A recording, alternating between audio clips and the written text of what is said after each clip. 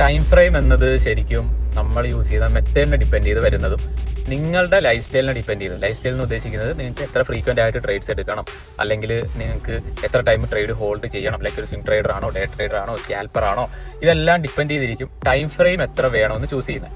ഇപ്പോൾ ഒരുപാട് ആൾക്കാർ എന്നോട് ചോദിക്കുന്നതാണ് ബ്രോ ചെയ്യുന്ന ടൈം ഫ്രെയിം ഏതാണ്. ഇപ്പോൾ ബ്രോ ചെയ്യുന്ന ടൈം ഫ്രെയിം ശരിക്കും ബ്രോക്ക് വേണ്ടി സെറ്റ് ചെയ്തതാണ്. ഫസ്റ്റ് ഓഫ് ഓൾ അത് മനസ്സിലാക്കുക. ഇപ്പോൾ എൻ്റെ മെത്തേഡ് ആണെങ്കിൽ പോലും എൻ്റെ സ്ട്രാറ്റജി, ഗോൾഡിൻ്റെ സ്ട്രാറ്റജിയിൽ പലർക്കും പല ടൈം ഫ്രെയിം ആണ് യൂസ് ചെയ്യുന്നത്. ഓക്കെ, ഇപ്പോൾ ഫോർ എക്സാമ്പിൾ ഞാനിപ്പോൾ ഒരു 1 hour 4 hour യൂസ് ചെയ്യുന്ന ഒരാളാണ്. ഓക്കെ, ട്രേഡ് ചെയ്യുന്ന ആളാണ്. കാരണം എനിക്ക് അത്രയും ടൈമുണ്ട്, എനിക്ക് ഫ്രീക്വന്റ് ആയിട്ട് ട്രേഡ് വേണ്ട, എനിക്ക് ആഴ്ചയിൽ ഒരു 3-4 നല്ല ട്രേഡ്സ് കിട്ടിയാൽ മതി എന്നുണ്ടെങ്കിൽ ഞാൻ ആ ഒരു ടൈം ചൂസ് ചെയ്യും. പക്ഷെ മറിച്ചൊരാൾ എന്ത് ചെയ്യുന്നു, നല്ല ജോബുള്ള ഒരാളാണ്, 9 to 5 അതിന് മുകളിലോ ജോബുള്ള ഒരാളാണ്, പുള്ളിക്ക് ആകെ ഡെയിലി കിട്ടുന്നത് ഒരു 2 to 3 hour ഫ്രീ ആയിട്ട് കിട്ടുന്നു. അപ്പോൾ ആ ഒരു വ്യക്തിക്ക് എന്റെ പോലെ 1 to 4 hour യൂസ് ചെയ്യാൻ പറ്റുമോ? പറ്റില്ല. കാരണം എന്ന് പറഞ്ഞാൽ അവിടെ ട്രേഡിന്റെ ഫ്രീക്വൻസി കൂടണം, സ്വാഭാവികമായിട്ടും താഴേക്ക് ഇറങ്ങണം, ചെറിയ ടൈം ഫ്രെയിംസിലേക്ക് വരണം.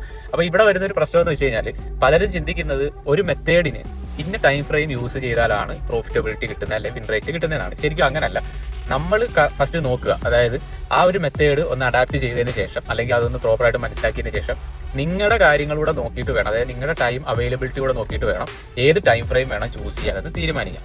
ഇപ്പോൾ ചെറിയ ടൈം ഫ്രെയിം ചെയ്താലും വലിയ ടൈം ഫ്രെയിം ചെയ്താലും അതിൻ്റെതായ ഡിഫറൻസും പ്രോബിലിറ്റിയും വിൻ റേറ്റും കാര്യങ്ങളൊക്കെ വരും. കാരണം ചെറിയ ടൈം ഫ്രെയിമിലോട്ട് പോകുമ്പോൾ സ്വാഭാവികമായിട്ടും വയലേഷൻസ് കൂടും. അപ്പോൾ നമ്മൾ മനസ്സിലാക്കേണ്ട കാര്യം ആ വയലേഷൻസ് കൂടുമ്പോഴും SL അടിക്കുമ്പോഴും അതിൽ പ്രോഫിറ്റബിലിറ്റിയിലോട്ട് എങ്ങനെ മാറാം എന്നുള്ളതാണ് മനസ്സിലാക്കേണ്ടത്. അപ്പോൾ ടൈം ഫ്രെയിം എന്നത് ശരിക്കും പേഴ്സണൽ ആണ്. അതായത് ഒരു സ്ട്രാറ്റജിക്കും ഇന്ന ടൈം ഫ്രെയിമിൽ തന്നെ ചെയ്യണമെന്ന് ഡിമാൻഡ് ചെയ്യുന്നില്ല. നമ്മുടെ ലൈഫ് സ്റ്റൈൽ, നമ്മുടെ റിക്വയർമെന്റ് അനുസരിച്ചാണ് എപ്പോഴും ടൈം ഫ്രെയിംസ് ചൂസ് ചെയ്യേണ്ടത്.